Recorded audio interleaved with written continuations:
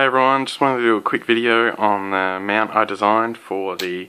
E3d to a Rigidbot. Now these were printed just like that, so with the side opposite the arch, just flat on the bed. Now with any part designed for mechanical use, it's not going to fit perfectly because of some of the 3D printing errors, so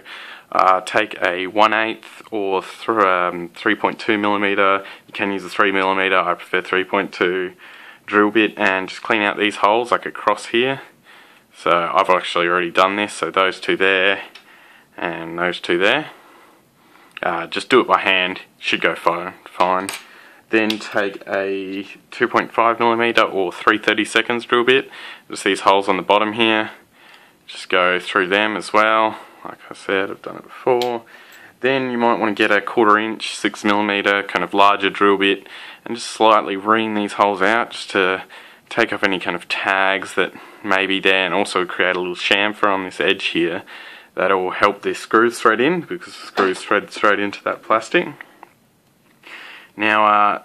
the printer that I was printed on, the bed squish caused a very sharp edge here which wouldn't made up properly, so I like to just take a knife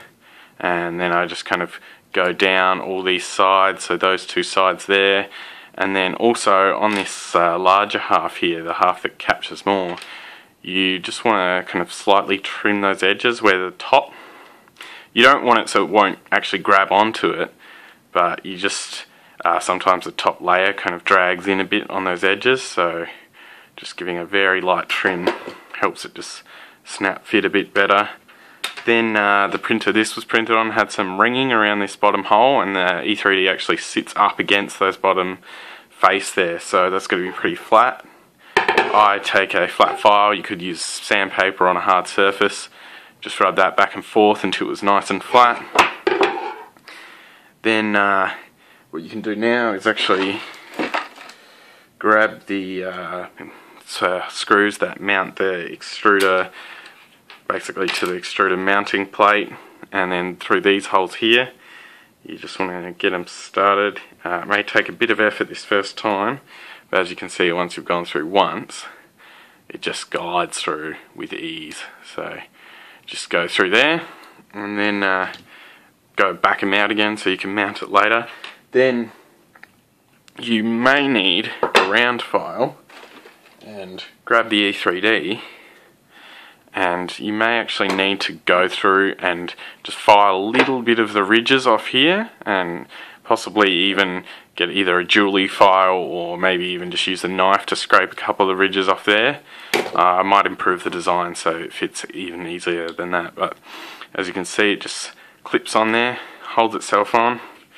and then the other side goes over that like so. And then if you're using original screws STL, you put them on here and use the original screws, but I'm using some 25mm M3 screws,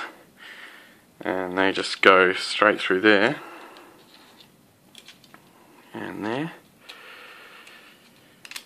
like so. See, and while it goes through that hole, it breaks through to the E3d, it doesn't actually grind on it, but it needs that little bit of clearance there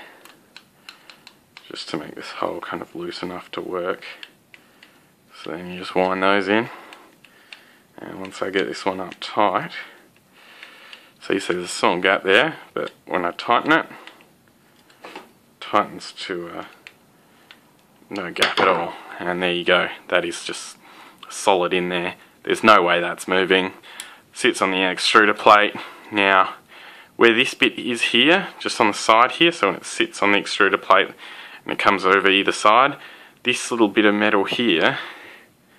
just kind of there, may actually foul the plate, so you might need to file just a tiny bit of plate next to this screw here, but I'm hoping it won't with the new design I've made, where I just move this across just the tiniest bit, so let me know.